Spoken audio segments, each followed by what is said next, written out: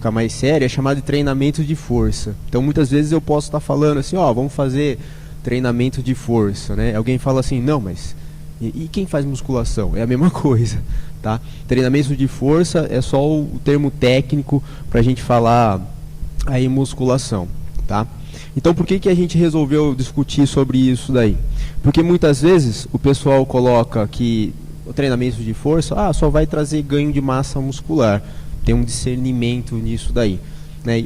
Mas o que tem a ver ganhar massa muscular com emagrecer? Isso me ajuda também a emagrecer? Então a gente resolveu fazer essa discussão sobre alguns trabalhos que tem publicados na literatura e tentar convencer aí vocês que esse tipo de intervenção aí de exercício pode ser vantajosa sim, em relação ao processo de emagrecimento, tá? Antes disso, o que a gente resolveu fazer, né? Eu coloquei alguns tópicos aqui, ó. Coloquei. Cadê? Legal. Então eu coloquei alguns tópicos, né? Porque o nosso objetivo é o seguinte, é discutir sobre alguns estudos que tem na literatura que vão mostrar algumas respostas adaptativas do treinamento de força com emagrecimento. Só que esses estudos que tem aí na literatura científica, eles são assim, são estudos pesados, né? Eles vão direto para alguns conceitos já específicos. Então, para a gente entender esses conceitos, o que eu coloquei?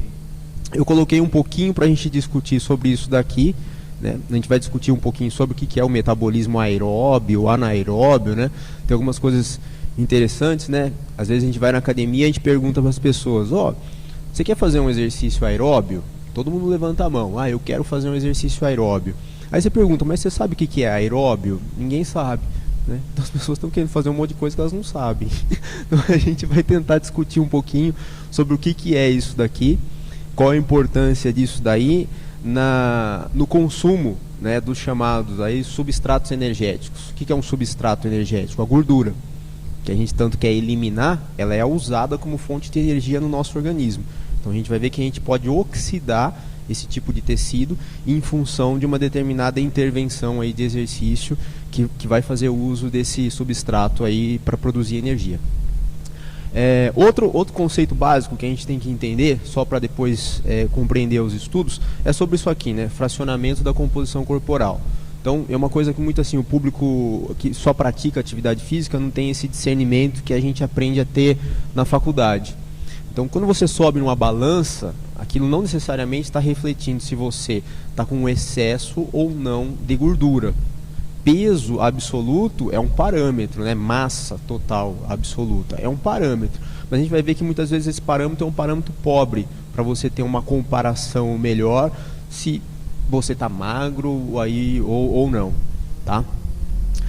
Outro conceito básico que eu destaquei aqui para a gente entender esses trabalhos é o conceito da chamada taxa metabólica basal, né, o gasto energético diário, e o gasto energético diário que pode ser induzido por determinadas atividades físicas, né?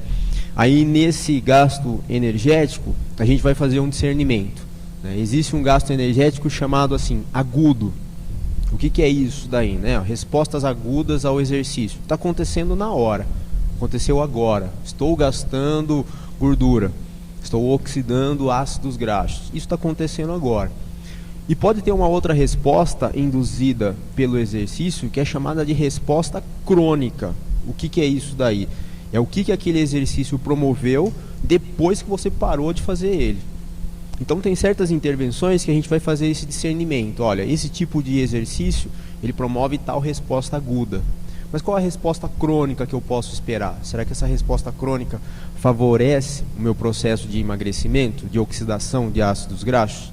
Tá? Então são alguns conceitos básicos que eu destaquei, só para a gente entender um pouquinho o que vai acontecer nesses estudos aí mais sérios que tem reportados aí na literatura. Se a gente não entender esses conceitos, pô, não adianta olhar os artigos, a gente não vai entender o que eles estão querendo dizer para a gente.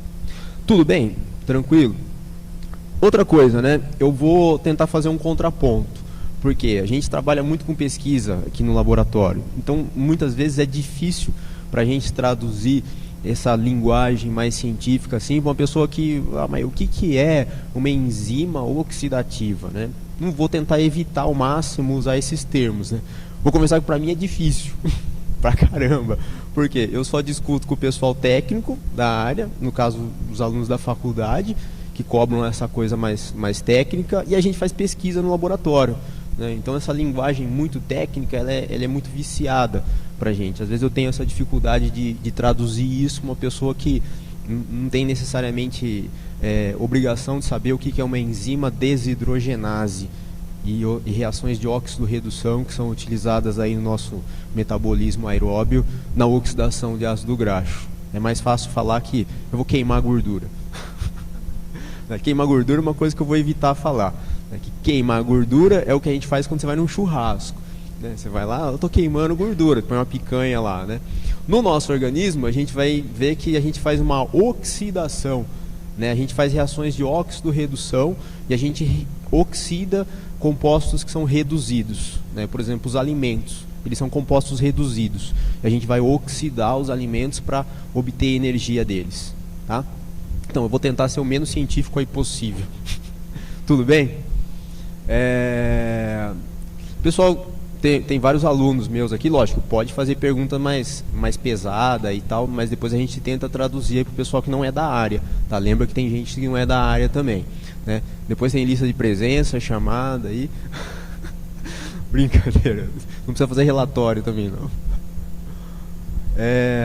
Enfim, primeira coisa que a gente vai estar discutindo, né? Quando a gente vai para a literatura, eles colocam o seguinte, ó, a gente pode dividir didaticamente algumas intervenções que são colocadas aí para o processo de emagrecimento. Então a pessoa chega para você e fala assim, olha, quero emagrecer, né? Vamos abrir um leque aí, tem um menu aí que eu vou te mostrar do que a gente pode fazer para a gente promover o emagrecimento. Então uma delas, faça uma dieta.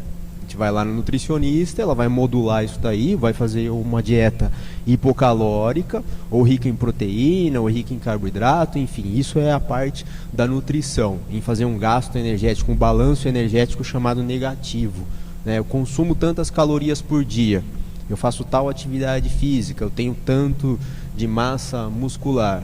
Ele vai fazer lá um balanço energético negativo, vai modular uma determinada estratégia dietética, que isso pode servir para fazer com que você reduza sua quantidade de gordura. Outra intervenção, né? Vou fazer musculação, vou fazer treinamento de força, treinamento resistido.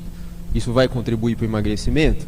Vai, né? Porque senão a gente não estava aqui agora, tendo essa palestra. Então a gente vai ver que tem algumas inferências que podem induzir o processo de emagrecimento. Outro tipo de intervenção, eu coloquei o nome científico aqui, né? Fora da universidade, não cientificamente, o pessoal coloca assim, eu não quero fazer musculação, eu só quero fazer exercício aeróbio, tá? Na literatura, gente, internacional, isso não é necessariamente chamado de exercício aeróbio, ele é chamado de exercício de resistência, de endurance, né? Que do inglês significa suportar, né? A capacidade de você suportar a fadiga. Por que não é necessariamente chamado de exercício aeróbio? Porque isso daqui, ó, que é metabolismo, que é o chamado caráter metabólico do exercício, ele não é dado pelo exercício, mas sim pela intensidade com que você faz o exercício. Então tem aquela perguntinha básica, né? Não, esteira é um bom exercício aeróbio? Natação, ciclismo são bons exercícios aeróbios? Não. Eles podem ser bons exercícios aeróbios se você fizer eles numa determinada intensidade, né? Se você for nadar, mas de repente o seu treinamento de natação consiste em sprints de 50, 25 metros, ele não vai ser um exercício necessariamente aeróbio, né? Porque esse metabolismo ele não dá conta, muitas vezes, de suprir de energia exercício de alta intensidade. Não é que ele para, né? A gente não tem chave no nosso organismo assim, ó, vou desligar o aeróbio, agora é só anaeróbio, tá? Mas é um termo equivocado. Falar que você vai fazer exercício aeróbio, né? É melhor você falar que você vai fazer um exercício de resistência. Se vai ser aeróbio ou não, quem vai prescrever isso é o professor. É a intensidade do exercício. Tudo bem?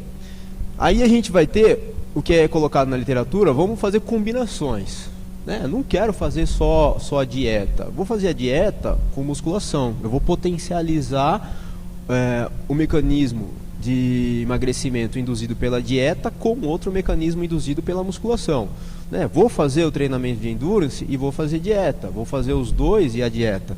Então qual das estratégias funciona? Eles vão funcionar. eles vão promover o processo de emagrecimento por diferentes o quê? Mecanismos adaptativos. Um pode potencializar o outro aí no caso, tá?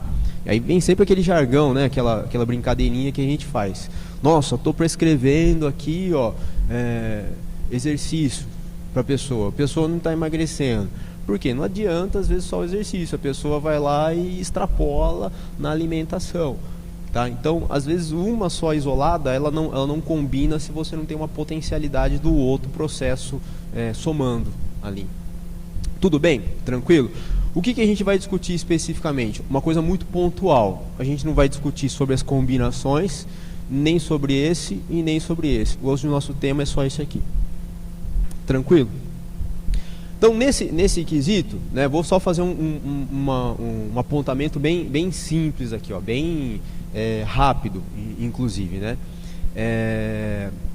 A gente vai ter essa parte aí do metabolismo, né? Então, vou colocar de uma forma bem simples aí, para quem não é da área, inclusive, o que é aeróbio e anaeróbio. Gente, cuidado com isso, né? Aeróbio e anaeróbio, eles não são tipos de exercício. São formas de fornecimento energético que a natureza colocou no nosso organismo. Então, nas nossas células, né, quem não é da área e lembra das aulas lá de biologia que a gente teve no colegial, tá, no ensino fundamental, deve lembrar dessa organelazinha aqui, ó, que chama mitocôndria. Né? O que é uma mitocôndria? É uma usina de energia dentro das nossas células. Né? Ela faz uso direto do oxigênio e através de interação com o oxigênio ela consegue fornecer energia para o nosso organismo. E isso foi chamado na literatura de metabolismo aeróbio. Ou então, né, você vai ler alguns trabalhos assim, e fala assim, ó, isso é respiração mitocondrial. O que significa isso? Ele está falando sobre um processo que vai acontecer no espaço intermembranas aí das nossas mitocôndrias e que é responsável pelo fornecimento energético. Aí vai ter uma frase clássica, né? Fala assim, nós, né, homem, mamífero, vertebrado, nós somos animais predominantemente aeróbios no tocante à ressíntese de energia. O que significa isso? Nós precisamos respirar para fornecer energia. A energia no nosso organismo, ela é traduzida em forma desse composto aqui, ó, chamado ATP. Então, o que é aeróbio? É um tipo de exercício? Não. Aeróbio é uma via metabólica de ressíntese energética que usa do oxigênio. Tá? O que vai acontecer se a gente de repente ficar sem oxigênio? Fecha a sala e retira todo o ar. A gente vai morrer asfixiado. Mas qual é a causa da morte? Falta de energia. As nossas células morrem por falta de energia. Tá? Porque não abastece mais a mitocôndria e ela não consegue mais fornecer ATP para as nossas células. Tá? Só que esse metabolismo aqui, ó, ele tem algumas particularidades. Vou mostrar daqui a pouco uma tabelinha para vocês. Ele é um metabolismo muito eficiente em termos de quantidade de energia que ele fornece. Agora, a velocidade com que ele fornece não é muito boa, tá? Só que nós precisamos desempenhar algumas atividades que a gente precisa de energia rápido. Então, o que a natureza colocou? Colocou uma outra forma de fornecer energia rápida, que foi através disso aqui, ó, desse metabolismo. Ele já não acontece mais nas nossas mitocôndrias, acontece lá no citosol das nossas células, e ele é dividido em dois, né? É o metabolismo anaeróbio lático e alático. Isso aqui eu não vou entrar em maiores detalhes agora. Mas o que a gente precisa entender? Que isso daqui também não é um exercício. Né? Você não vai fazer um exercício anaeróbio. O exercício é de alta intensidade e tem uma requisição maior dessa via metabólica para ressíntese energética. Porque é uma via metabólica que fornece energia mais rápido.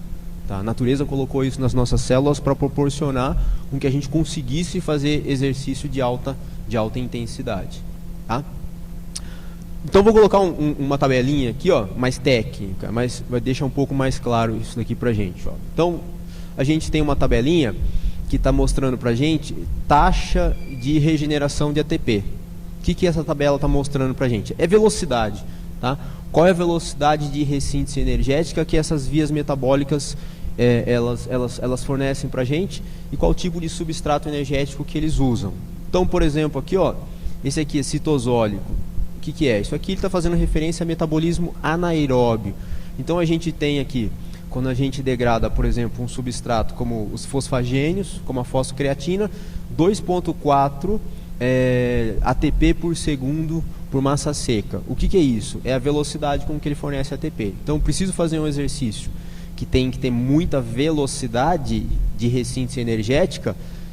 Esse daqui é uma via metabólica vantajosa para isso. Outro substrato energético, né? A glicose, o glicogênio muscular, também através dessa via aqui, ó, fornece ATP rápido. Agora olha só o que a gente estava querendo discutir, ó, respiração mitocondrial, metabolismo aeróbio. Olha a velocidade. Oxidação de carboidrato, né, que é glicose e glicogênio também, são carboidratos. Já não é tão rápido, não fornece tão rápido. E gordura então, ó, oxidação da gordura. Demora. Sabe o que isso quer dizer?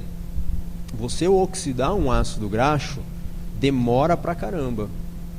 Ele é um substrato energético que depende de uma sequência de reações lá na mitocôndria que elas são bastante demoradas em quantidade de reações e a velocidade delas, elas demoram, tá? A gente vai pegar, por exemplo, um ácido graxo aí que todo mundo quer eliminar, por exemplo, um ácido palmítico, tem 16 carbonos.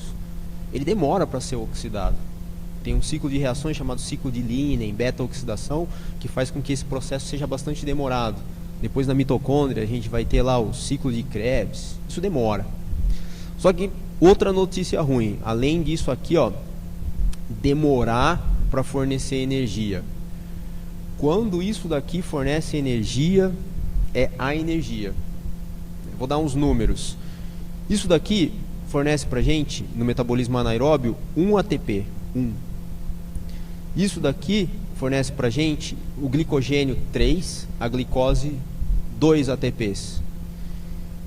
Isso daqui fornece 140 ATPs. É muito ATP. Por isso que muitas vezes a pessoa faz exercício durante muito tempo e é difícil oxidar ácido graxo.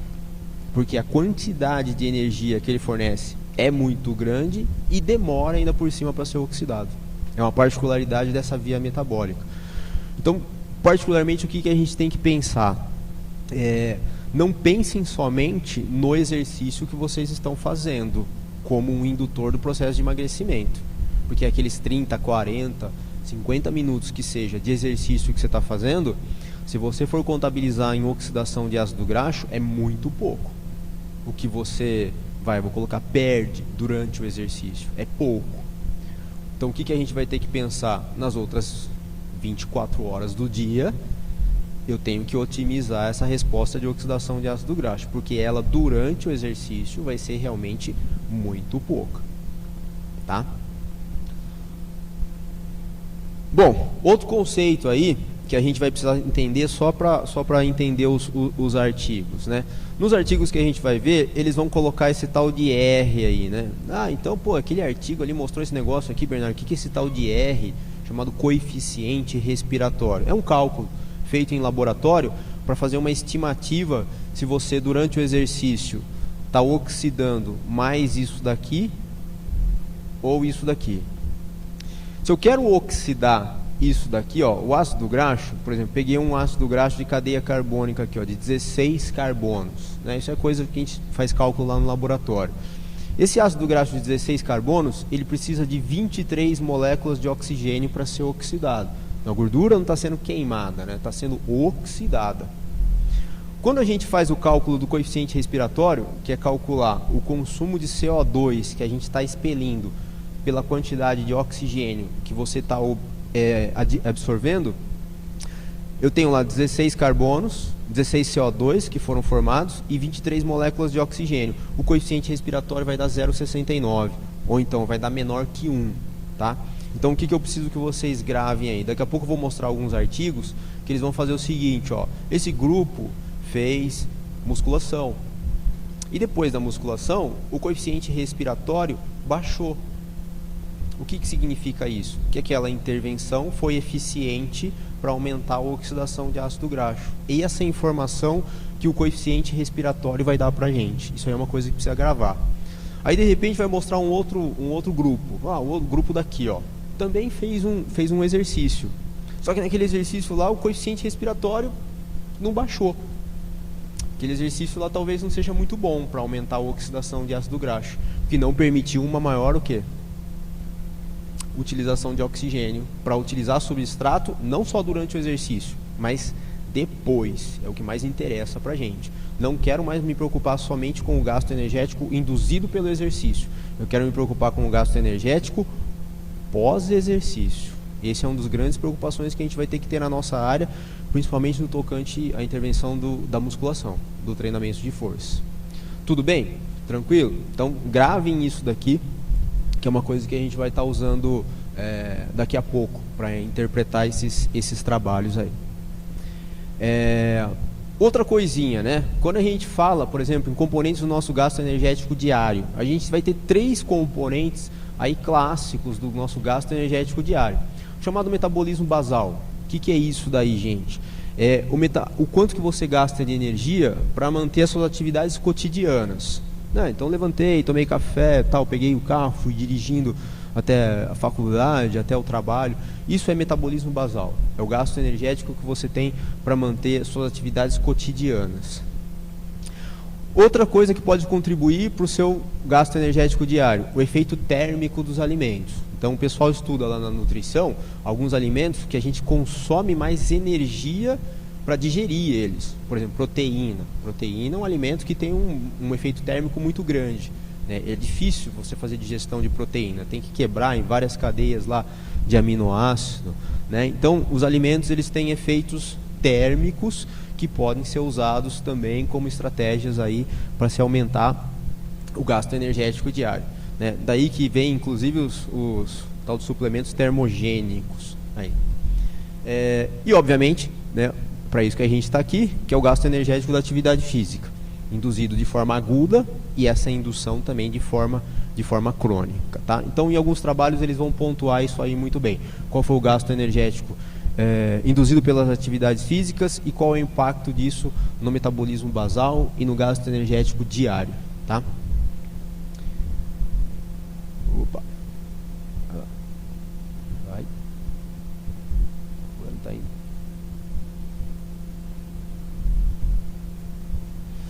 Outro conceito, né? Esse aqui já mais simples, né? Metabolismo mais pesado já era, tá? Outro conceito mais simples, né? Divisão do nosso corpo em compartimentos, né? Classicamente, gente, a literatura coloca que nosso corpo pode ser dividido em 2 compartimentos, de forma clássica, só para a gente estudar emagrecimento e composição corporal. A chamada massa de gordura e a chamada massa livre de gordura. O somatório desses dois é o que compõe a nossa massa corporal total. Então, quando você sobe lá numa balança, né? Vou na farmácia ali, subir na balança. Você está fazendo uma aferição da sua massa corporal total.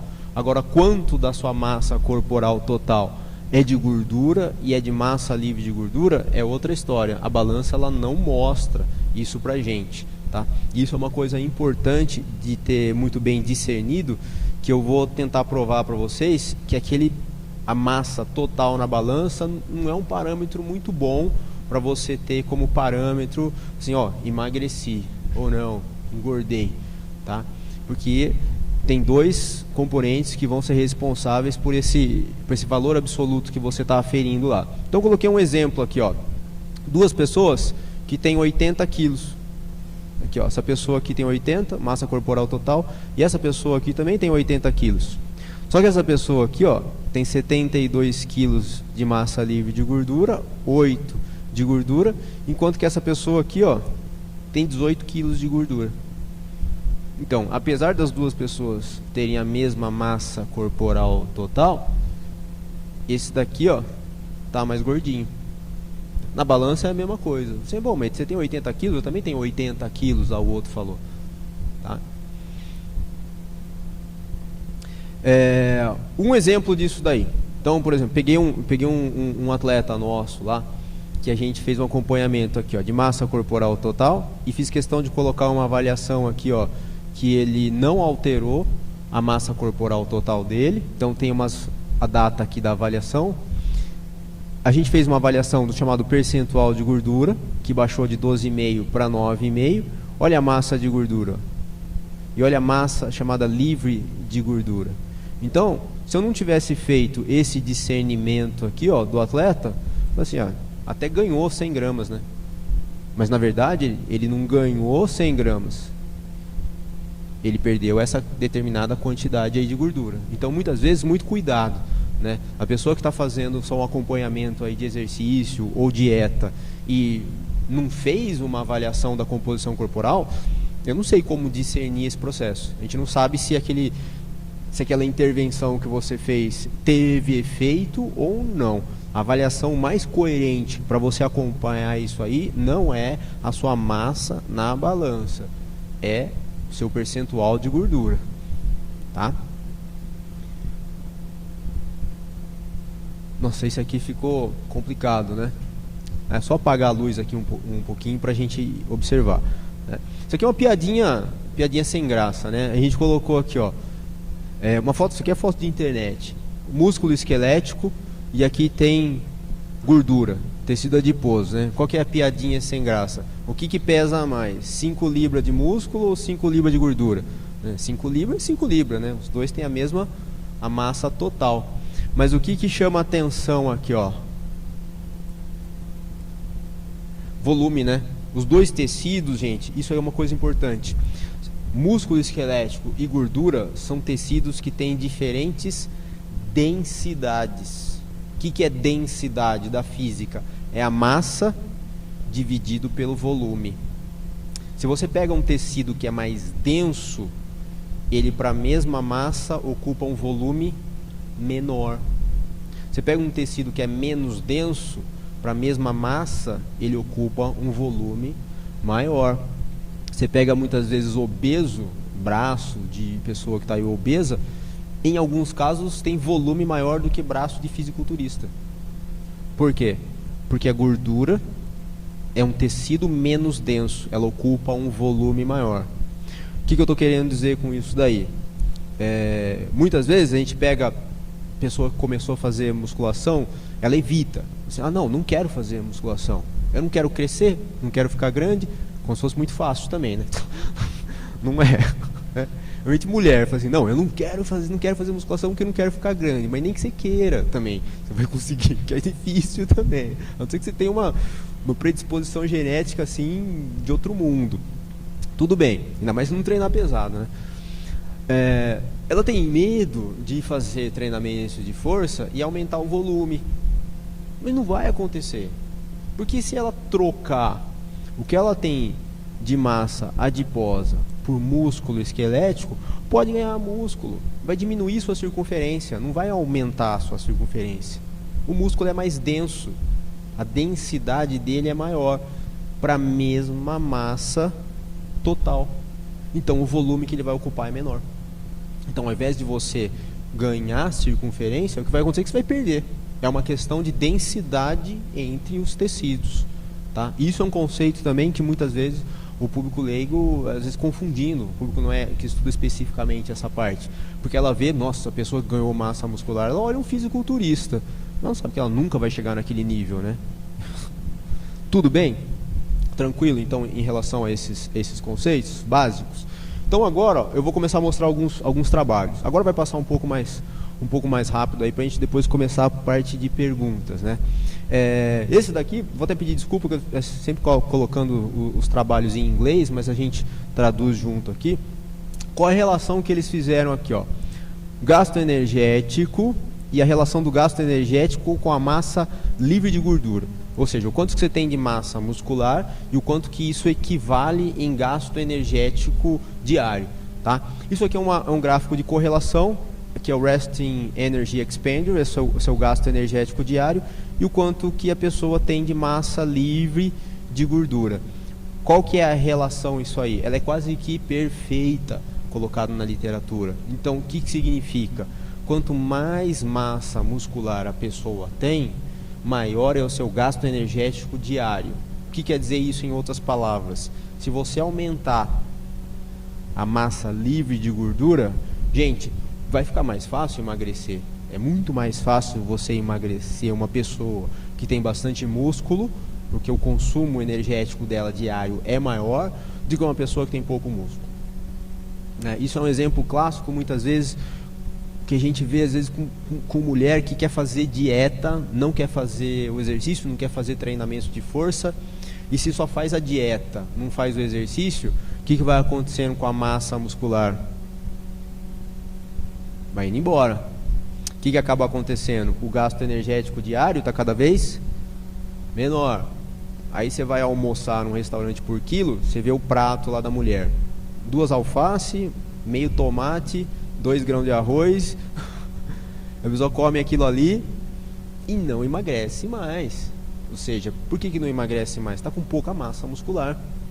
É muito difícil, principalmente para o pessoal da nutrição, fazer uma pessoa emagrecer com déficit energético se a pessoa está perdendo cada vez mais massa muscular. Não pode acontecer isso daí, tá? Vai ficar difícil, bem complicado, demora bem mais. Outro dado, né? Mesma coisa aqui que eu falei, só que colocado aí na literatura. Então aqui a gente tem uma pessoa, a massa corporal total, a massa de gordura, fat mass, e a massa livre de gordura. Com essa composição, a pessoa tem um determinado gasto energético, né? Resting metabolic rate, aqui, ó, uma taxa metabólica basal. E aqui ele mostrou a pessoa que fez uma dieta, fez déficit energético. Diminuiu a massa de gordura? Diminuiu. Mas se diminuir também a massa livre de gordura, olha o que vai acontecer. A sua taxa metabólica basal vai baixar. E vai ficar cada vez mais difícil você perder aquele tecido que você quer. Tá? Então isso aqui é só um exemplo do que a gente estava discutindo que tem na literatura. Essa relação é bem consolidada. Tá? Agora, vou colocar alguns estudos. Tá? Muito do que é feito de intervenção aí na literatura, com estudos, com emagrecimento, eles já pegam uma população que está precisando emagrecer pra caramba, pega obeso. Né? Não vai pegar lá, não, deixa eu ver como é que acontece o emagrecimento dos seus atletas lá, que tem 10% de gordura, 10, 5, 6. Não, eles vão pegar obeso ou indivíduos com sobrepeso. Então o que eles fizeram nesse estudo aqui? Ó? Eles colocaram uma intervenção, até foi o objetivo do estudo, colocar que o mínimo que você faz de exercício resistido, de treinamentos de força, pode melhorar o seu gasto energético diário e a oxidação de ácido graxo. Como é experimento, eles acabaram fazendo uma coisa assim que na prática a gente não faria, né? Eles quiseram provar que o mínimo que fizesse já era suficiente. O que foi esse mínimo? Ó? Eles pegaram os indivíduos, submeteram a uma série. Ninguém vai fazer isso quando for numa academia, né? O pessoal vai fazer uma série 3 vezes por semana de 6 movimentos. Então a pessoa foi lá na academia, fez o mínimo de exercício. Foi lá, para cada exercício, fez uma série de 6 movimentos. 3 vezes na semana e foi embora. Avaliaram isso aí, ó, durante 6 meses. Tá? Aí vem um resultado que eu ia precisar de uma coisa que a gente discutiu anteriormente. Tá aqui, ó. Taxa metabólica basal, repouso, né? E aqui, como foi experimento de laboratório, eles quantificaram, né, o sleeping metabolic rate, né, que é a taxa metabólica da pessoa dormindo, né? Então, alguns indivíduos dormiam lá no laboratório para fazer essa quantificação de gasto energético, tanto basal quanto durante o sono. O que ele está mostrando aqui, ó? Esses daqui são os indivíduos controle, que não fizeram aquela intervenção de treinamento de força, né, de musculação. E esse daqui são aqueles indivíduos que fizeram aquele treino que foi mínimo, né? O que aconteceu com o gasto energético deles? Tanto no repouso como basal. Aumentou. Então o mínimo, né, o que eles estão colocando e chamando a atenção nesse trabalho aqui, ó, o mínimo que você faça de treinamento de força pode não ter um gasto energético agudo. Não é da sessão, porque fez uma coisa banal ali, uma série de 6 movimentos ali 3 vezes na semana. Mas aquilo já foi suficiente para aumentar a taxa metabólica do indivíduo. Outro dado que eles mostraram aqui, ó, isso aqui é o chamado coeficiente respiratório, né, ó, aquela divisão lá de CO2 por oxigênio, né? Se o coeficiente respiratório baixou, significa que está acontecendo o quê? Maior taxa de oxidação de ácido graxo. Está oxidando mais ácido graxo, tanto no repouso quanto dormindo, né? Emagreça dormindo, olha lá. Então o coeficiente respiratório caiu. Significa que está precisando de mais oxigênio para manter os tecidos vivos, porque você aumentou a quantidade de tecido, você aumentou massa muscular. Deu para entender os resultados desse trabalho aqui, ó? Vou colocar um outro agora. Esse aqui é legal, né? Uma coisa que todo mundo já experimentou fazendo aí musculação, né? Muscle damage significa dano tecidual. O que é o dano? É uma coisa que todo mundo reclama com a gente. Nossa, fiz aquele exercício lá que você passou, no dia seguinte não estou conseguindo andar. A pessoa reclamando, mas não, tem que fazer. E eu vou te provar agora que o dano tecidual induzido pelo exercício tem um impacto nisso aqui, ó, na taxa metabólica basal. Então o que eles acabaram fazendo nesse exercício aqui, nesse artigo? Eles fizeram algumas avaliações de dano tecidual, né, através disso daqui, ó, mensuração de creatina quinase. Tá? Vou colocar o que é isso daí, que muitas vezes vocês podem ver até equipes de futebol fazem mensuração disso daí. É um marcador de dano tecidual. Tá? Então só vou colocar uma coisinha técnica aqui só para a gente entender, ó. Isso daqui é uma mensuração de dano tecidual, ó. Então isso aqui é o nosso músculo esquelético, para quem não conhece, no estado basal. A figura de baixo está mostrando esse tecido bem bagunçado. Então quando você faz musculação lá, você fez uma série lá de treinamentos de força, o seu tecido ele vai ficar todo desorganizado. Isso aqui é o que chama na literatura de uma análise histológica. Que é isso? Arrancou um pedaço do músculo e viu lá no microscópio o que está acontecendo com o tecido. Está todo bagunçado. Então ele fez uma análise histológica de dano tecidual. Tem outras formas de você avaliar o dano ao tecido? Tem várias outras ferramentas. Quais são elas? Ó? Por exemplo, percepção de dor. A pessoa te ligou lá, falou assim, ó, tô tudo dolorida. É um marcador de dano tecidual. Não é um bom marcador, não é tão preciso, mas ele é um bom marcador. Perdeu amplitude de movimento.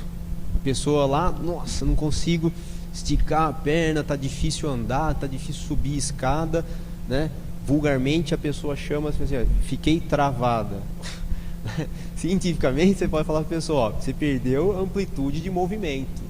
É um marcador também, ó, de dano ao tecido, tá? Desempenho, força, potência, algumas coisas aqui não vou entrar em maior detalhe, isso aqui é o pessoal específico da área, mas vou mostrar isso aqui, ó, o que é creatina quinase, é um marcador de dano. Por quê? Porque é uma proteína que está dentro do músculo, né? E se ela está dentro do músculo e de repente você começa a encontrar ela em grande quantidade no sangue, significa que você machucou o músculo. Acontece algo desse tipo aqui, ó. Eu coloquei uma figura.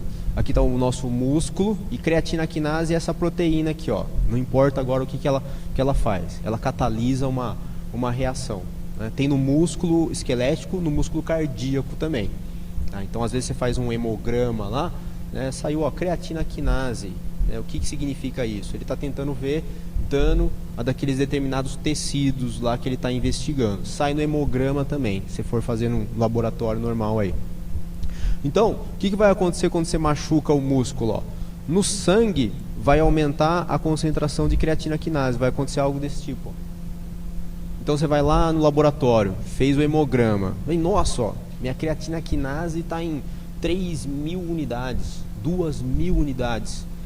Você machucou o tecido, hein? Porque extravasou tudo para o sangue. É um marcador de dano tecidual. Tá? Por que eu chamei a atenção disso aí? Ó? Voltando para o estudo, ó.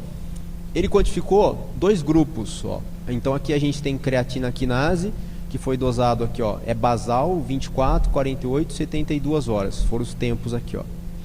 Creatina quinase desse grupo aqui, ó, subiu mais. Esse grupinho que está com a linha tracejada. O que significa isso daqui? Ó? O grupo que fez esse exercício, que teve mais dano ao tecido, né? O grupo que fez esse exercício teve mais dano ao tecido. Só que o que eu quero chamar a atenção? O que tem do lado aqui? Ó? Taxa metabólica basal. Gente, o grupo que teve mais dano ao tecido foi o grupo que também aumentou mais a taxa metabólica basal depois do exercício. Então, quando você ficar dolorida depois do exercício, agradeça. Porque significa que sua taxa metabólica basal aumentou. Você está gastando mais energia para fazer o quê? aquele tecido que você danificou precisa ser o quê? Reparado. E esse processo de reparo do tecido, né, na biologia molecular, lá, a Daisy e a Lu estudam isso daí, gasta uma energia violenta. Você vai ter vias de sinalização de síntese proteica que consomem muito ATP. Você vai ter que ter muita transcrição, tradução gênica, aí o pessoal estuda especificamente isso lá no laboratório. Vai ter que recompor os substratos energéticos. Ou seja, o que isso quer dizer? Muitas vezes, sabe o que gasta energia no exercício? Não é fazer o exercício, é você se recuperar daquele exercício, tá? Então por isso que muitas vezes a gente tem que se preocupar, quando a gente prescreve exercício, não é só com o gasto energético daquele exercício, é o gasto energético induzido pós o exercício, tá?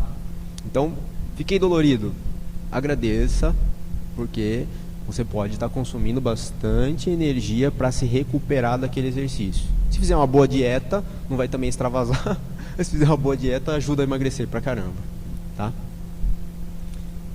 Outra coisa desse trabalho, né? O exercício que causou mais dano tecidual foi o exercício que ajudou mais a emagrecer. Então, muitas vezes não adianta você ir lá na sala de musculação fazer aquele exercício que não surtiu muito efeito, vamos dizer assim, não foi tão vigoroso. Talvez o poder dele para te fazer emagrecer não seja tão bom também, tá? Outro trabalho, né, eles estavam quantificando esse tal de efeito EPOC. O que é efeito EPOC? É consumo de oxigênio pós-exercício. É uma forma de você ver também, a gente vê isso também pelo coeficiente respiratório. Se o coeficiente respiratório baixou, significa que está consumindo mais exercício consumindo mais oxigênio pós-exercício. Isso é o chamado aí efeito EPOC, mais para quem é da área e estuda especificamente esses fenômenos, tá? Então o que eles acabaram quantificando nesse trabalho aqui, ó? Resposta aguda do efeito EPOC em mulheres submetidas ao treinamento em circuito e ao exercício em esteira, né? Treadmill aqui, esteira. Então o que eles acabaram fazendo? No treinamento em circuito, musculação, ó, leg press, cadeira extensora, flexora, rosca direta, extensão de tríceps e supino, bench press. Então esse foi o circuitinho que o pessoal fez, 3 séries de 15 movimentos com uma determinada intensidade. Eles pegaram um outro grupo que, ao invés de fazer a musculação, foi fazer esteira, né, nessa intensidade aqui, tá? Então, o mesmo tempo que o pessoal fez lá a musculação, tinha um outro grupo que estava fazendo esteira e acabaram quantificando lá o efeito EPOC. Vamos colocar o gráfico aí para a gente traduzir, ó. Então tem aqui o coeficiente respiratório. Esse daqui é o coeficiente respiratório do pessoal que fez o treino em circuito. E o quadradinho preto é o do pessoal que fez a esteira, tá? Logo depois do exercício, na recuperação, o pessoal que fez o treino em circuito aumentou o coeficiente respiratório. O que significa aumentar? Aumentar significa que está consumindo mais carboidrato, né? Isso é normal. Treino em circuito, ele é chamado de glicolítico, ele é anaeróbio, lático, né? Ele consome muita glicose e glicogênio. Então ele é um treino que vai fazer o coeficiente respiratório subir.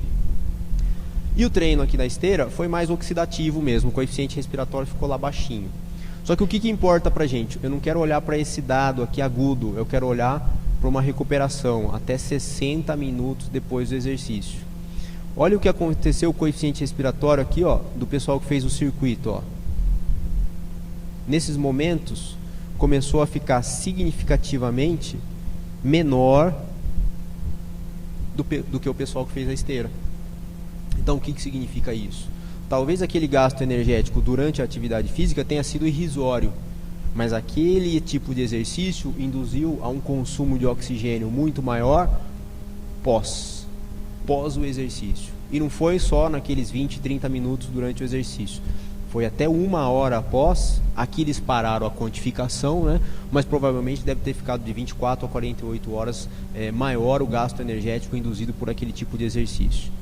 Estou falando que um exercício é melhor que o outro? De jeito nenhum, né? São intervenções diferentes. Tanto musculação quanto treinamento de endurance, eles vão induzir emagrecimento.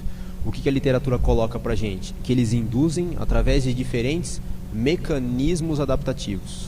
Aumento da taxa de oxidação de ácido graxo, aumento da taxa metabólica basal, da massa livre de gordura. São diferentes mecanismos adaptativos. Não é que um é melhor que o outro, né? A literatura séria nunca vai colocar isso daí, tá? Um dos últimos artigos aí que eu vou colocar, tá? Sobre treinamento de força, né? Aqui ele comparou já 2 exercícios de força, 2 tipos de treinamento de força. O pessoal não estava fazendo dieta, são 2 intervenções, né? Um que ele chamou de treinamento de força tradicional, consistiu aqui, ó, de 8 exercícios nesse tipo de configuração aqui, 4 séries de 8 a 12, e outro que foi de mais alta intensidade, que ele chamou no artigo. Então aqui, ó, gasto energético diário, Resting Energy Expander. Esse aqui é o treinamento tradicional, foi esse tipo de configuração. Aumentou um pouquinho o gasto? Aumentou, foi significativo em relação ao repouso. Mas o outro tipo de treinamento de alta intensidade, ó, aumentou mais do que o repouso e muito mais do que o treinamento tradicional. No coeficiente respiratório, ó, o coeficiente respiratório, esse tipo de configuração aqui de treino, ele não trouxe muita queda no coeficiente respiratório, tem que cair o coeficiente respiratório. Já esse outro, ó, né? O que esse estudo está querendo dizer, né? Que é até uma coisa polêmica que pode ser até um tópico aí para umas futuras discussões, né?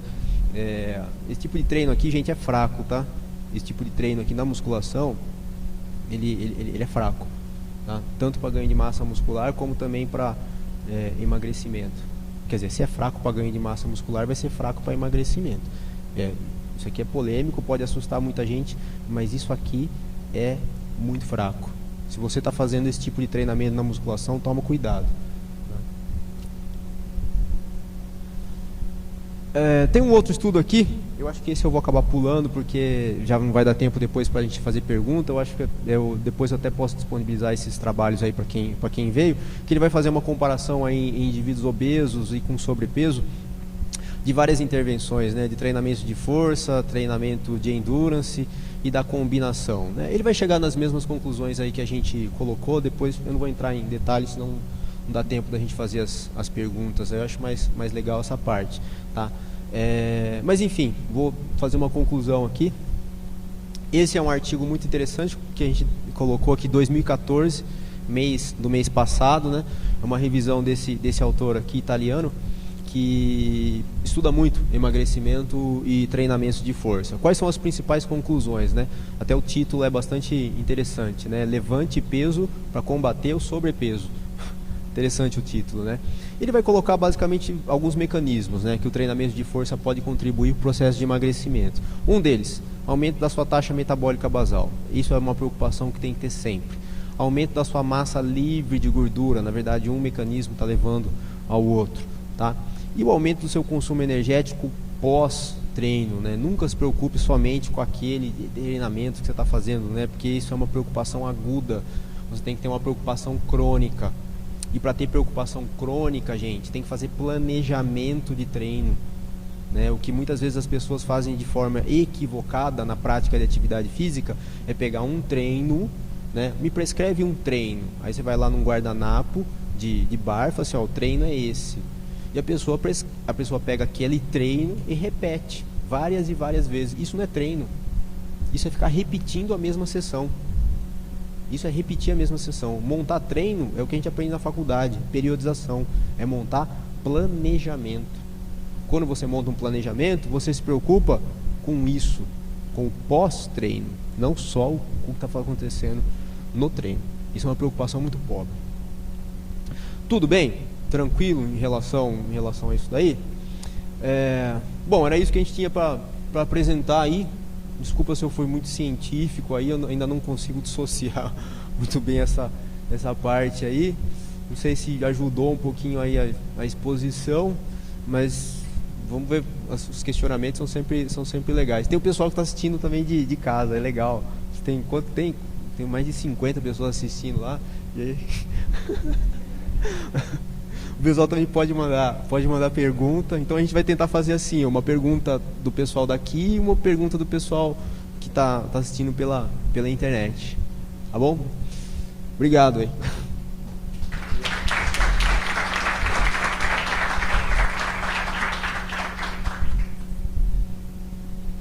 E outra coisa, eu não saí daqui, porque o Lúcio falou assim, ó, fica aqui, porque não pode, por causa da câmera, que senão a gente podia ficar rodando ali, mas tinha que ficar aqui.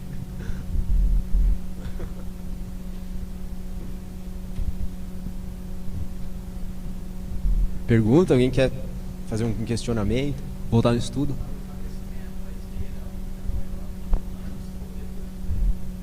Ah, legal, ó. Pergunta dele, ó. Se... Tá legal aqui, né? A pergunta foi o seguinte: se a esteira, né, o treinamento aeróbio, é melhor antes ou após o treinamento de força? Isso é uma coisa que pode mudar também de acordo com o planejamento, né? Tem uma dinâmica de depressão de substratos que você pode usar nesse conceito. Por exemplo, o treinamento de força, a musculação, ele é bastante glicolítico. O que significa isso, né? Se a gente pegar aquele trabalho que a gente viu de circuito, você viu que o coeficiente respiratório aumentou. O que significa? Está consumindo mais carboidrato, tá? Quando você depleta bastante glicogênio, a gente tem uma atividade enzimática, né? Vou entrar num termo mais técnico. A gente ativa uma enzima chamada MP quinase. É uma enzima que favorece a maior taxa de oxidação de ácido graxo. Então, qualquer tipo de treinamento que é feito depois de um treino que é mais glicolítico, que depleta bastante glicogênio, ele tem uma maior taxa de oxidação de ácido graxo. Se você for usar essa concepção em alguns momentos do seu planejamento, é mais interessante fazer o treinamento de endurance pós a musculação. O contrário pode acontecer o que também? Se o treinamento de endurance tiver uma grande depressão de glicogênio, dependendo da intensidade, ele vai fazer com que você comece a musculação com menos glicogênio. Aí para o treino hipertrófico, começar o treinamento de força com menos glicogênio não é muito bom. Tem uma enzima lá que modula algumas sinalizações de síntese proteica, ela chama GS3K, glicogênio sintetase quinase 3. Essa enzima ela fica mais ativa conforme você depleta glicogênio. Então, assim, em termos nutricionais e energéticos, é bom você fazer o treinamento de força bem restabelecido de substrato energético.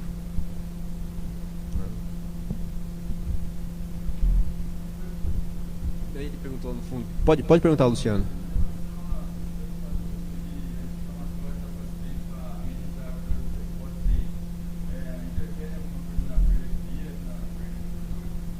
Interfere, ó. Pergunta do Luciano. Uso de anti-inflamatório. Tem um trabalho que saiu acho que uns 2 anos atrás, que eles avaliaram o poder de anti-inflamatório em algumas vias de sinalização de síntese proteica. Por que isso aí acontece, né? O processo inflamatório, principalmente a ação de algumas citoquinas, ele modula a ativação de célula satélite, ele modula, enfim, de uma forma como um todo, o processo hipertrófico. Tá? Então o processo inflamatório, ele tem um nome feio, mas ele é benéfico para o nosso organismo, porque se não tivesse o processo inflamatório, a gente também não estaria se curando daquele exercício que causou dano ao tecido. Foi o que um colega nosso do laboratório estudou, o Fernando Catan, estudava o processo inflamatório, e ele é benéfico, quando ele é agudo e brando. Então, eles fizeram o seguinte experimento, eles pegaram treinos hipertróficos, o mesmo treino, e 2 grupos fizeram esse treinamento. Só que um grupo, depois de toda a sessão, tomava lá um determinado anti-inflamatório. Não lembro agora da composição, mas inibia a ação de algumas citoquinas lá pró-anti-inflamatórias. Se não me engano, acho que era IL-6, né? E esse grupo que estava tomando anti-inflamatório teve resposta hipertrófica atenuada. Ou seja, se a gente está vendo que uma das melhores alternativas para emagrecer através do treinamento de força é ter hipertrofia, é ganhar massa muscular, eu posso dizer que indiretamente o anti-inflamatório está prejudicando isso. Prejudica. Eu só posso deixar ele perguntar antes? Pode falar.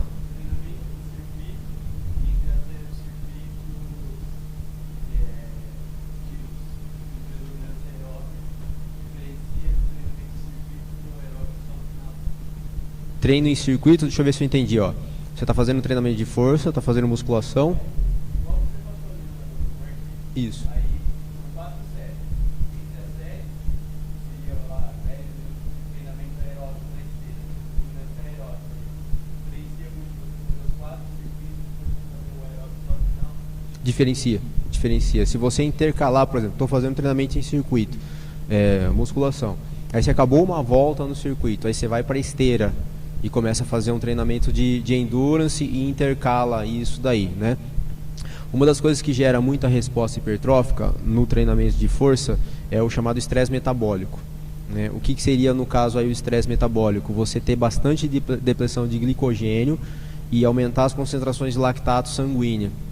Concentração de lactato é um estressor da nossa hipófise, que aumenta a secreção de GH. O GH aumenta a secreção de fator de crescimento semelhante à insulina no fígado e que é um poderosíssimo aí, fator de crescimento anabólico.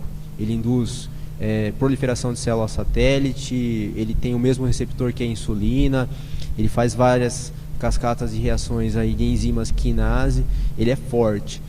Se você fizer a esteira intercalado com treinamento de força, se esse treinamento em esteira for de baixa intensidade, ele vai mais remover lactato do que produzir lactato. Então ele pode estar atenuando uma resposta hipertrófica por uma diminuição do estresse metabólico. Ele atenua isso daí.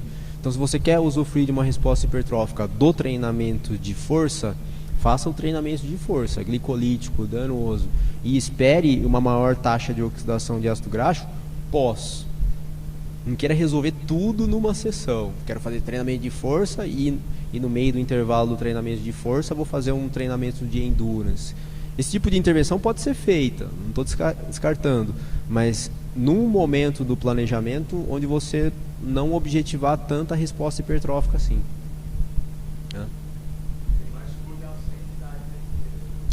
Se for de alta intensidade, aí ele está somando uma resposta do treinamento de força. Se for de baixa intensidade, ele está atenuando. Isso. Pode perguntar.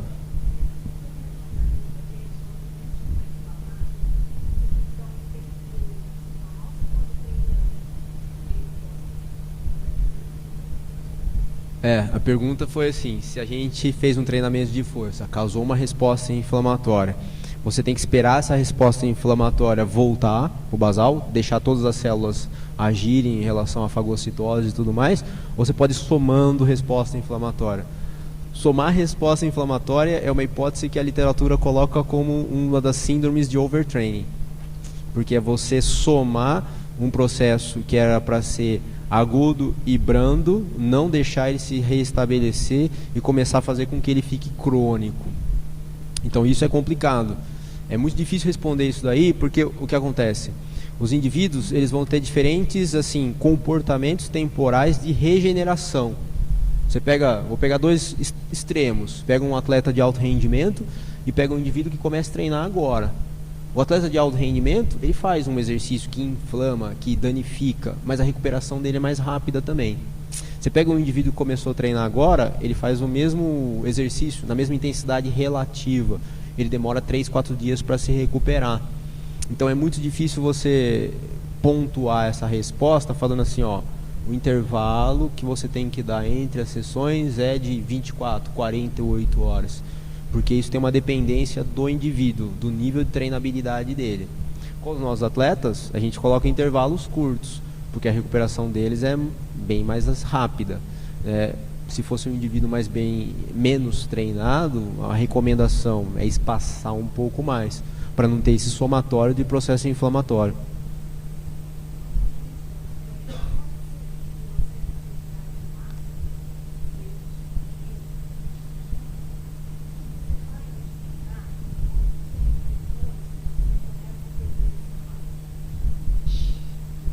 Só Deus sabe. E só Deus sabe mesmo, porque é difícil responder o quanto que a pessoa vai ganhar de massa muscular e vai perder, porque isso depende do DNA. Porque você vai discutir sobre vias anabólicas, que depende de uma determinada quantidade de RNA mensageiro que está sendo traduzido, e quem traduz é o nosso gene, é a chamada expressão gênica, assim como a atrofia também. Você vai ter umas vias, que a literatura coloca, chama das E3 ligadas, ubiquitina ligadas. Está sendo muito estudada hoje. Quem é da nutrição aí vai estudar um suplemento chamado HM-beta, que o HM-beta ele tenta inibir algumas vias de atrofia. Só que a via de atrofia vai acontecer. Tem algumas pessoas mais, outras pessoas menos.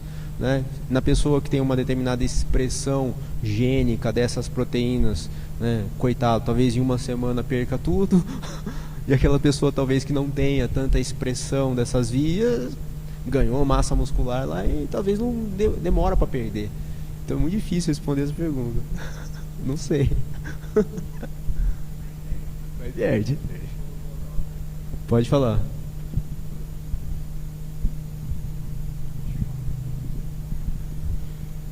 Bom, vamos fazer uma pergunta da internet agora. O Jean Oliveira perguntou qual seria a melhor intensidade para o treinamento de emagrecimento e com relação à pausa. O que tem a falar sobre a pausa? Aí já para emendar, falar um pouco do treinamento concorrente, se fazer o treinamento aeróbio após a musculação vai interferir nos ganhos de massa magra. Nossa, meio semestre de graduação agora. Difícil, hein? Então, primeiro sobre a intensidade, né, de treinamento que ele perguntou, intensidade e pausa. Isso é complicado, porque o que acaba acontecendo? Quando você faz um planejamento, vamos supor que a gente não está montando uma sessão. Montar treino é montar várias e várias sessões que vão compor aquele seu planejamento.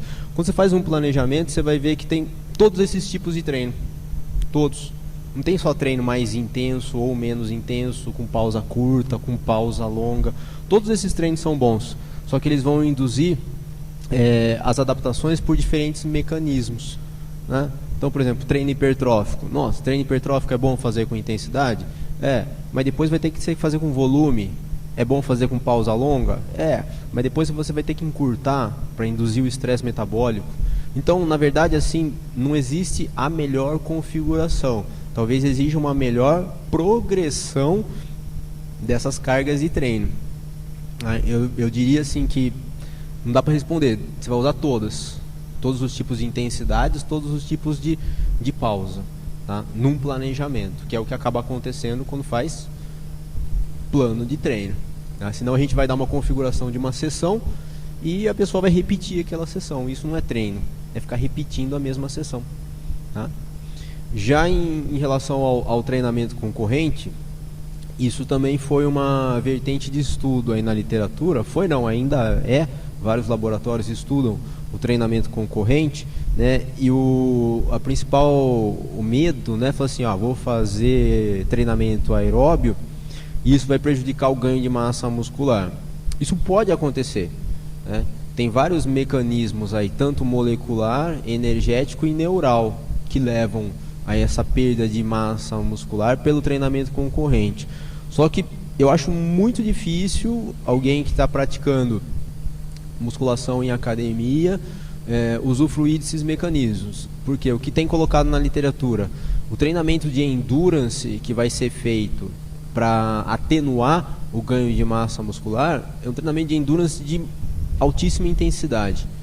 Se o treinamento de endurance que a pessoa está fazendo depois da musculação for algo convencional, for um treinamento contínuo, se for um treinamento às vezes até intervalado, mas não em tão alta intensidade, o treinamento concorrente ele não se manifesta. O treinamento concorrente se manifesta para o atleta de alto rendimento, que aí não vai perder a massa muscular. Ele perde um aspecto assim muito fino do desempenho, né, que nem importa para a gente aí na academia, chama taxa de desenvolvimento de força, que é um aspecto muito fino do esporte de alto rendimento. Por exemplo, você pega numa Olimpíada, a menina lá saltou 7 metros e 1 centímetro e a outra saltou 7 metros. 7 metros e 1, medalha de ouro. 7 metros, medalha de prata, que ninguém nunca vai ver. Então, o treinamento concorrente, pelo que tem na literatura, ele prejudica mais o desempenho do atleta de alto rendimento, não da pessoa que quer só fins estéticos. Oi, pode falar.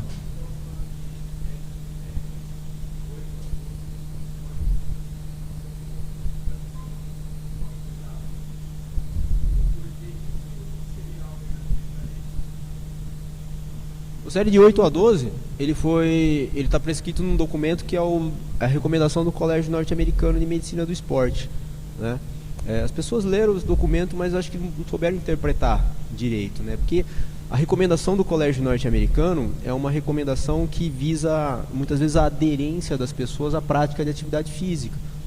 E quando a pessoa começa a fazer uma prática de atividade física, a não ser que ela esteja muito engajada, né, adquirir um plano de treino lá, tal, ela Se ela fizer alguma atividade física que leva algum desconforto, né, ela fica dolorida no dia seguinte, ela não vai mais. Ainda mais 70% da população norte-americana que está obesa.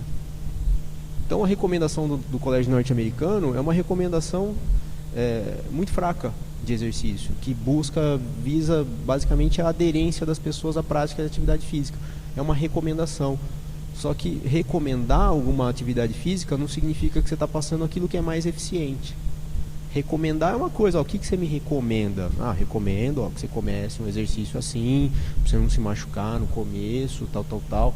Só que recomendar não necessariamente significa estar prescrevendo aquilo que é o mais eficiente. Porque talvez aquilo que seja mais eficiente vai gerar um desconforto na pessoa que ela não queira mais fazer. Geralmente acontece isso. Isso foi muito mal interpretado. Né? Esses treinos que ficam entre série de 8, 12, volume e intensidade mediana, eles não são eficientes, eles são recomendados.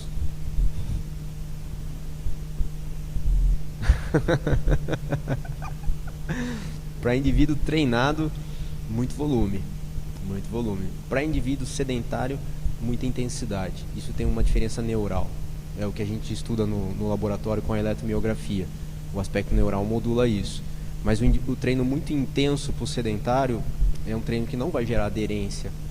O treino volumoso para o indivíduo que não tem deficiência neural, que é treinado já, é um treino que esse vai gerar inflamação, meu amigo. Esse vai gerar assim, a inflamação.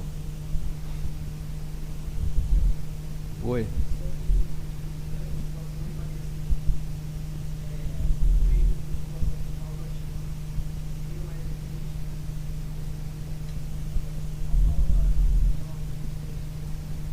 E acaba caindo, treino de pausa ativa ou passiva, meio que na mesma pergunta que ele fez de fazer o circuito e depois entre o circuito fazer a esteira. Se a pausa passiva ela for de baixa intensidade, diminui o estresse metabólico. Obrigado. Diminui muito o estresse metabólico. Você diminui a concentração de lactato. Se você for pegar alguns artigos aí que analisam o estresse metabólico, você vê que se está fazendo treino hipertrófico, seu lactato tem que estar altíssimo. E pausa, se ela for ativa e de baixa intensidade, ela remove mais lactato do que produz lactato. Em termos assim de estresse metabólico, não é muito bom. Fala lá, Thiaguinho.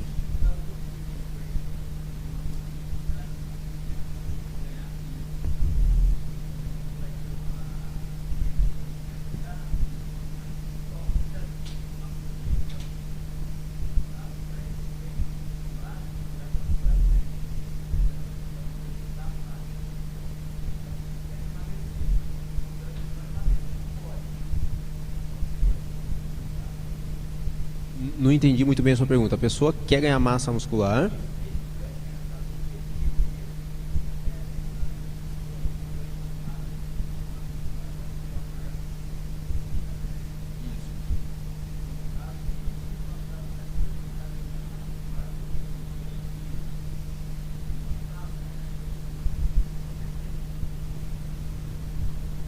Entendi. Né? Você quer fazer um balanço entre o ganho de massa muscular e a não, vamos dizer assim, o catabolismo. Entendi.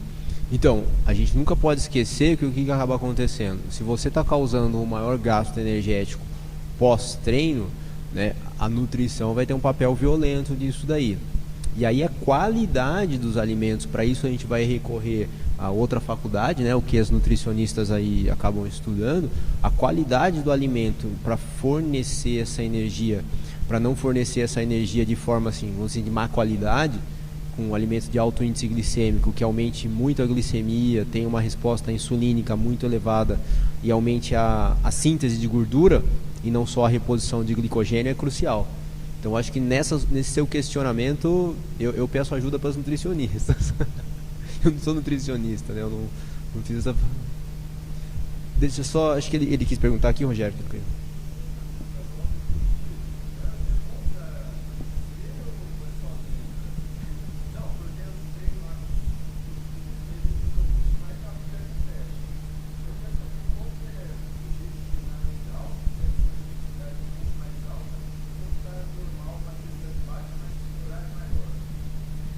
O treino em jejum, né?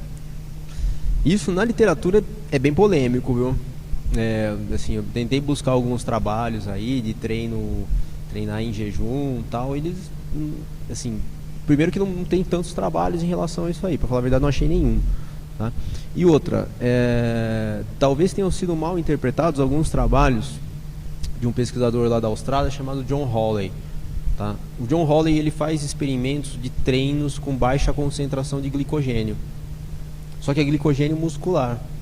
Porque o treinamento de endurance ele pode se favorecer de uma grande depleção de glicogênio muscular.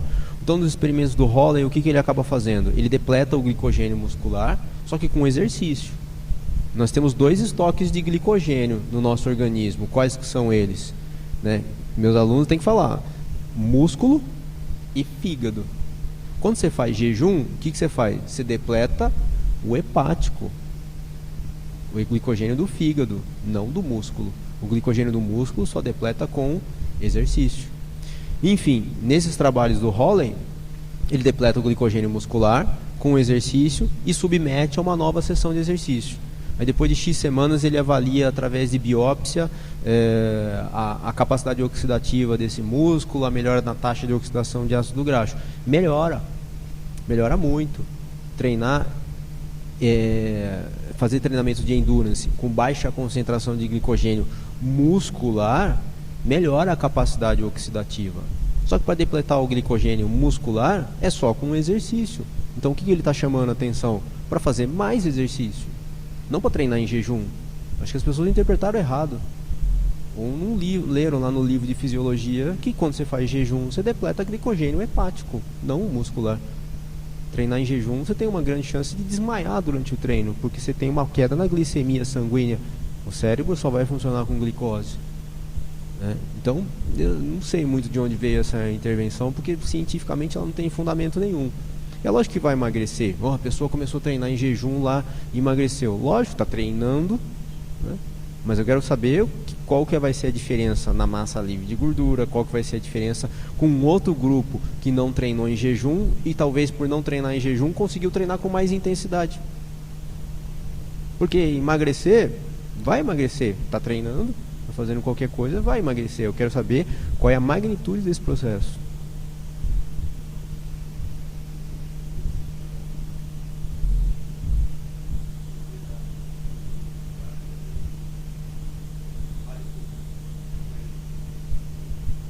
O mesmo princípio de depletar o glicogênio muscular se vale para oclusão? Faz um garrote. Então, o glicogênio muscular ele é localizado, ele só vai ser depletado no músculo que estiver sendo utilizado. Se você fez uma oclusão, talvez você diminua o aporte de oxigênio e force a ter um estresse metabólico maior. É isso que os estudos com oclusão mostram, né? Eu particularmente assim, não tenho nada contra quem faz pesquisa com oclusão, mas eu não vejo muita aplicabilidade nisso aí, né? Porque os estudos eles são muito assim minuciosos. Então vai fazer uma oclusão, por exemplo, no quadríceps, com um esfigno específico para quadríceps, né? Aquele aparelho que mede pressão, porque você coloca uma pressão específica. Como é que você vai transferir isso para uma academia? Eu vou amarrar um garrote na perna do cara e vou fazer agachamento? Eu acho que vale mais a pena manipular outras variáveis que também aumentam o estresse metabólico do que você correr o risco de fazer um garrote na perna da pessoa. Não tenho nada contra as pessoas que fazem estudos com oclusão. Acho muito interessante, até leio os artigos para se observar o fenômeno. O estresse metabólico é maior. Mas eu particularmente, eu gosto muito do treino. Eu gosto de trabalhar com a pesquisa, mas eu gosto de saber o que a pesquisa influencia no meu treino. O meu treino, que eu digo assim, os treinos dos meus atletas, que eu passo isso ainda. Eu não vejo aplicabilidade nenhuma dos treinos com oclusão. Não vejo, nenhuma. Deixa só ele perguntou ali antes, ó, tranquilo. Fala, Rogério.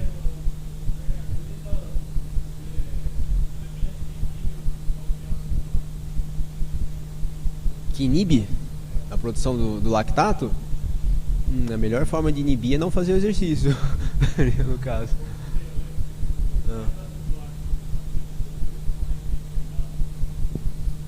Mais lactato, né? A gente vai produzir mais lactato no indivíduo que está mais bem treinado glicoliticamente. E é bom, né? Isso daí, porque ele é um modulador tanto de estresse hormonal como também retira próton do músculo, diminui a acidose, não vai causar mais acidose, né? Na literatura moderna já foi elucidado isso aí. Então, o indivíduo que produz mais lactato é bom.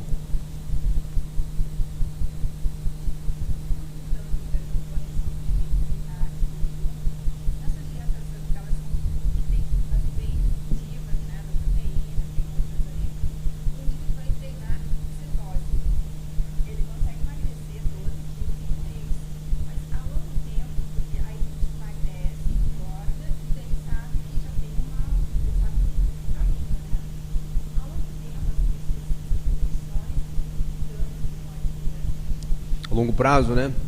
Então acho que assim, para a pessoa treinando em jejum e aumentando a cetose, significa que está aumentando o que? Transaminação, né? Ou seja, está usando também proteína para fazer ressíntese de ATP pelo metabolismo aeróbio. Então o que está acontecendo? Pode estar perdendo massa muscular.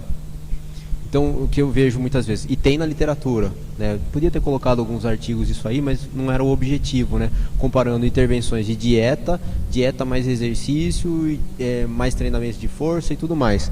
Só dieta e treino assim com dieta hipocalórica induz uma perda de massa livre de gordura muito grande, né? O que tem que estar sempre acompanhando? Beleza, a pessoa perdeu 12 quilos, mas 12 quilos do quê? De massa de gordura ou massa livre de gordura? Porque se perdeu de massa livre de gordura, o reganho, o regain é mais fácil. A pessoa diminuiu a taxa metabólica basal dela.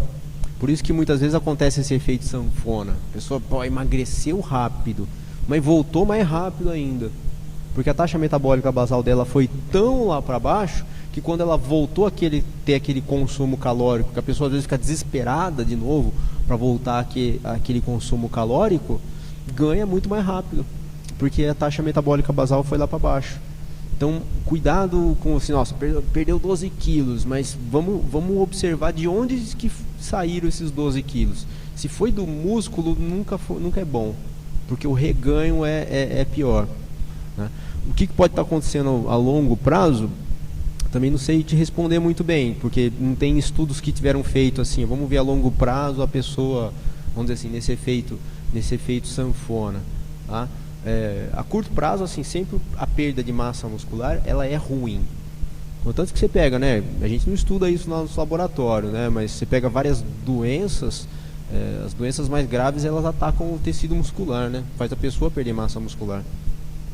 Então, perder músculo nunca é bom, assim, em vários sentidos, né? Não só esteticamente.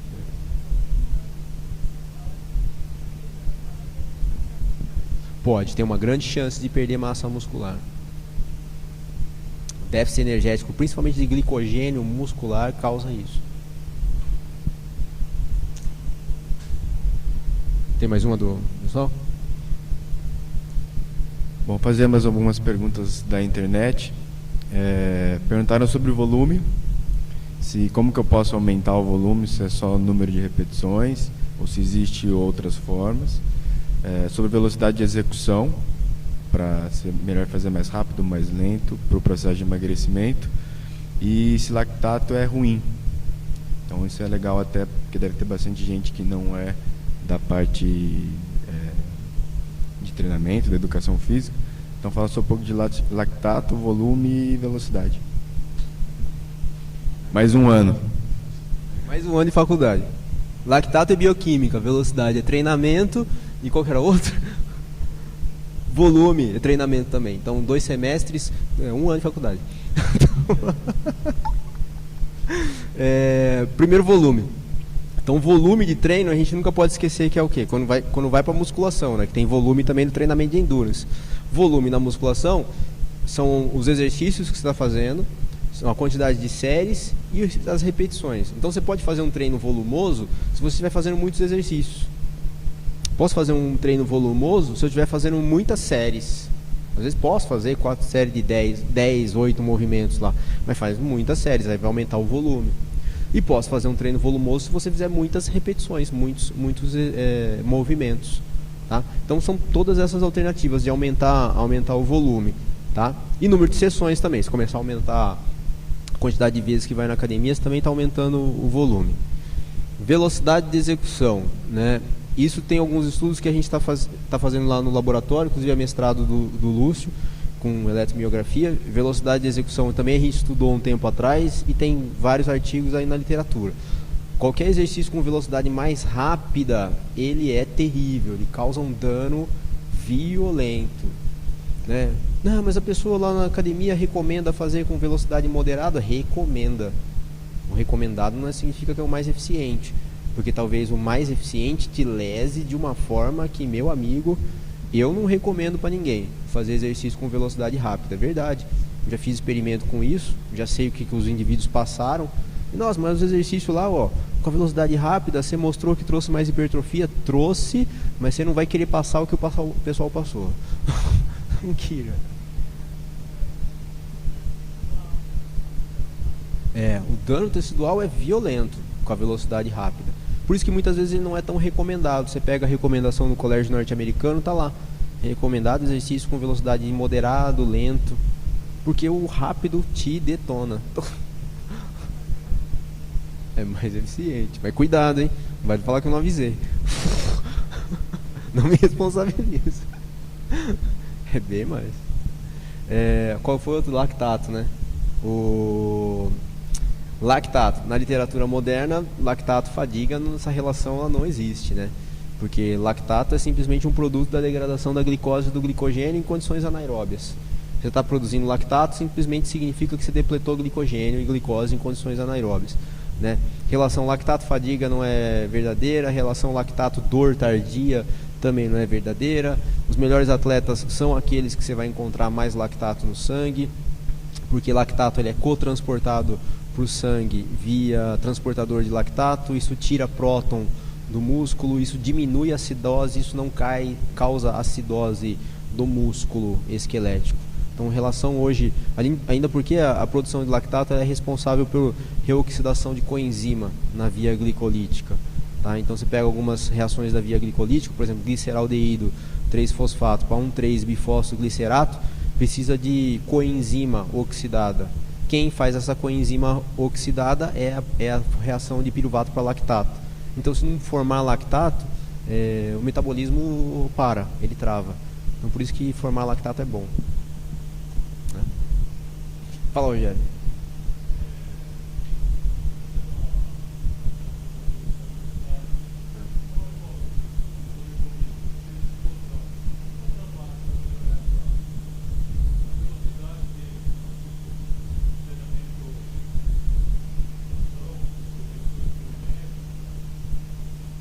Aí tem vários, né?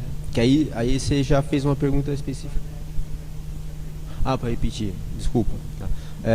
A pergunta foi sobre aí, já mais treinamentos de alto rendimento, né? Como melhorar a força e potência de atleta de voleibol, né? Já foge um pouquinho do que a gente está discutindo.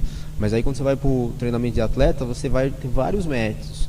Que nem musculação, que a gente discutiu aqui hoje, é chamado treinamento de força tradicional. Isso melhora a potência, porque o aumento de massa muscular aumenta a força, e a força e a potência são duas variáveis diretamente proporcionais. Outros métodos, pliometria. Pliometria aumenta também a velocidade de contração, violento. O levantamento olímpico. O levantamento olímpico é violento, né? Ele é muito forte na geração de potência. O treinamento complexo, os exercícios balísticos. Então, quando você vai para uma pergunta específica para o esporte de alto rendimento, é bem mais embaixo a coisa. Por isso que preparar atleta é muito mais difícil do que, às vezes, atender demanda morfológica, né? Assim, vou ser bem sincero, o que a gente discutiu aqui hoje só de emagrecimento, né, o moral da história é faça treino hipertrófico, né, a conclusão é faz treino de hipertrofia que vai resolver. Faz um treino de hipertrofia, faz uma boa dieta que vai resolver. Mas para o atleta de alto rendimento tem muito mais coisa e que às vezes isolado não vai resolver, né? Num planejamento de atleta de alto rendimento é dificílimo, cara. Por isso que no nosso laboratório a gente sempre busca estudar o atleta de alto rendimento, porque é mais difícil. Se é mais difícil, requer mais estudo.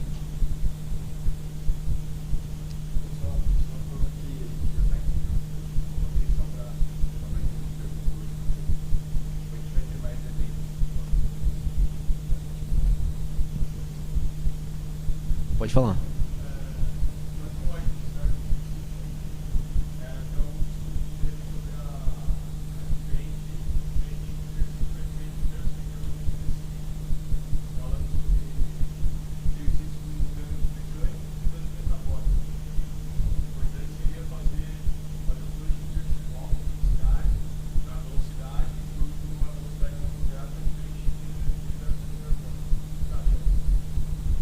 Isso é correto, né? A literatura chama de estresse mecânico e estresse metabólico, né?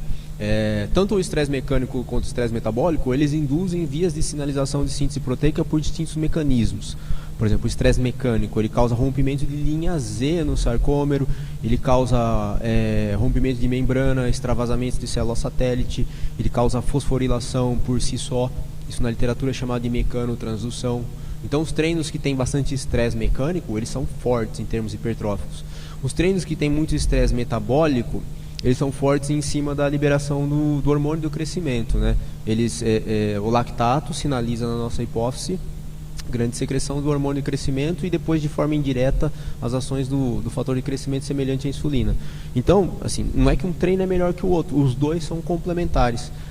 Quando você pega um planejamento visando resposta hipertrófica, ora você vai estar fazendo treinos que são mais estressantes do ponto de vista mecânico e hora que você está fazendo treinos mais metabólicos. O que determina isso? Não é necessariamente o tipo do exercício, é como você faz o exercício, o volume, a intensidade, as pausas, a velocidade de execução.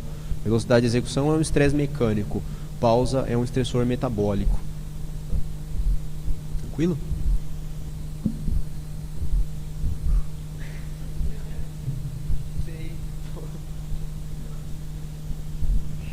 Então, pessoal, estamos encerrando aqui o dia.